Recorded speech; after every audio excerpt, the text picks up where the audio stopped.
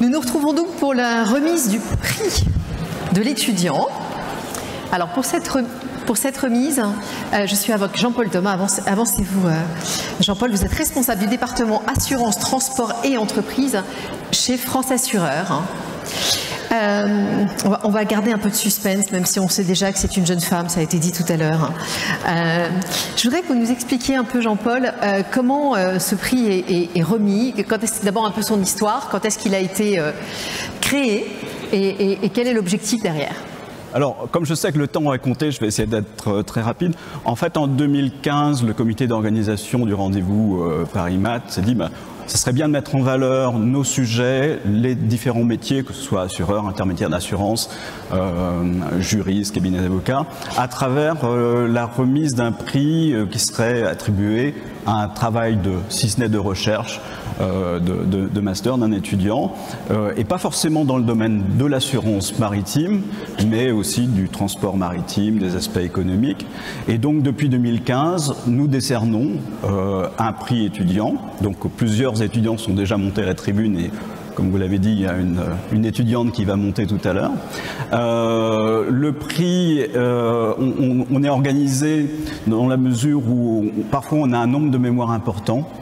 On est monté jusqu'à une petite vingtaine de mémoires une année. Donc on est structuré avec un comité de lecture et donc les mémoires sont lues par Pascal. Un bénévole qui lit le mémoire. Et puis il y a quand même une démarche, si ce n'est scientifique, structurée avec une grille d'analyse de manière à ce que les lecteurs aient une vision un petit peu partagée. Et ce sont les mémoires qui ont recueilli la note minimale de 14 qui sont transmis au jury.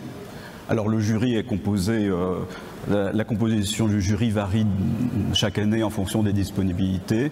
Cette année, on avait Patrick Le Cerf et le professeur Gaël Piette et votre serviteur. Et donc, nous avons lu 2 mémoires, parce que c'était un petit millésime. Je ne parle pas de la qualité, hein, mais en termes de quantité, puisqu'on avait 6 mémoires qui ont été reçues par le Sésame. Et donc, on en est arrivé à retenir un mémoire. Il y a Pascal et le Sésame ont fait un règlement du prix d'étudiant avec une procédure de vote qui est prévue par le jury, mais on essaye toujours de rechercher le consensus. Donc on arrive en bonne intelligence à retenir un mémoire. Donc il y a le sujet qui est pris en compte, mais aussi la qualité de la rédaction, les explications, puisque c'est quand même un travail d'un étudiant avec une dimension académique, donc on ne peut pas faire négliger cette partie liée à la rédaction. Le critère qui a été décisif cette année dans le choix? Alors je ne dirais pas qu'il y a un seul critère, mais c'est un petit peu ce que je viens de vous dire, le cumul, une vision partagée entre l'intérêt du sujet, la façon de le traiter, et puis la qualité des explications, le travail de recherche à travers les références qui ont été faites. Il y avait un petit aspect historique aussi qui n'était pas inintéressant. Donc voilà, c'est un cumul où on prend plusieurs critères, il n'y a pas un critère décisif. Alors là, c'est le moment du roulement de tambour. Oui. Roulement de tambour, vous avez donc remis le prix à Solène Hubert pour un mémoire sur la responsabilité du manutentionnaire. Alors je voudrais quand même citer le nom des lecteurs du mémoire, hein, parce qu'ils sont peut-être même dans la salle. C'est Stéphane Rocher et Jean-Philippe Matet, donc, qui ont accepté de lire ce mémoire qui a été retenu par le jury. Bon, je vais demander à Solène Hubert de venir nous rejoindre. Accompagné, mettez-vous en bonne place.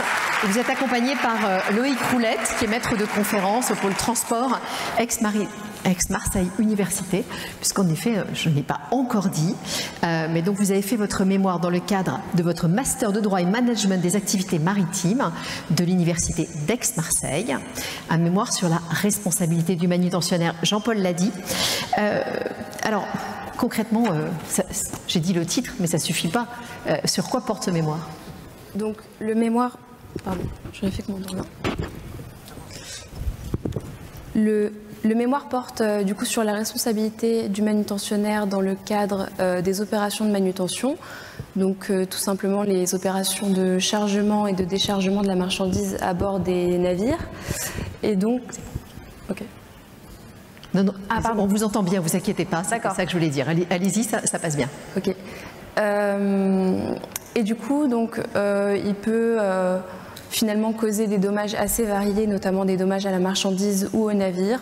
Donc le mémoire revient là-dessus et c'est un régime de responsabilité spéciale qui est en grande partie traité par le Code des transports. Voilà. Pourquoi c'est si compliqué? Pourquoi c'est si délicat? Qu'est-ce qu'il y a comme difficulté? Alors, c'est un régime particulier en cela qu'il est dualiste. Donc la responsabilité du manutentionnaire peut dépendre du type d'opération de manutention qu'il réalisait lorsque le dommage est survenu. Donc il est soit soumis à une responsabilité pour faute prouvée ou à une responsabilité de plein droit, selon les cas. Et finalement, le sujet est assez intéressant pour toute personne qui a vocation à intervenir dans le cadre d'un litige, qu'il ait une issue amiable ou contentieuse, pour tout simplement connaître les règles applicables, parce que la jurisprudence est assez casuistique en la matière, donc finalement avoir une étude détaillée du sujet peut être utile pour les professionnels. Si je vous demande presque votre avis personnel, finalement, le docker, puisque c'est lui qu'on parle, a une grosse responsabilité, une faible responsabilité. Comment est-ce que vous la jugez, vous? Alors, c'est difficile de se prononcer avec un oui ou un non, enfin une réponse assez tranchée, parce que justement, la jurisprudence en la matière a instrumentalisé certaines notions qui étaient déjà claires dans la loi, pour essayer de mettre en balance les intérêts donc, du manutentionnaire, c'est-à-dire limiter sa responsabilité au maximum, et ceux de la victime d'un dommage lié à la manutention, qui du coup souhaiterait l'exact inverse, c'est-à-dire engager la responsabilité du manutentionnaire de la façon la plus simple possible.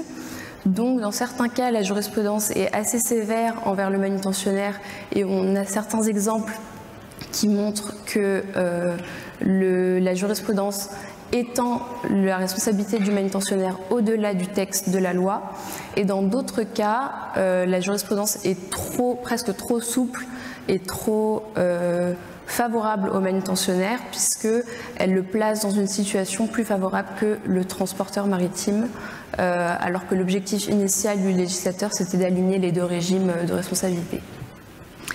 Bravo, merci beaucoup. Je pense qu'on peut vous applaudir déjà.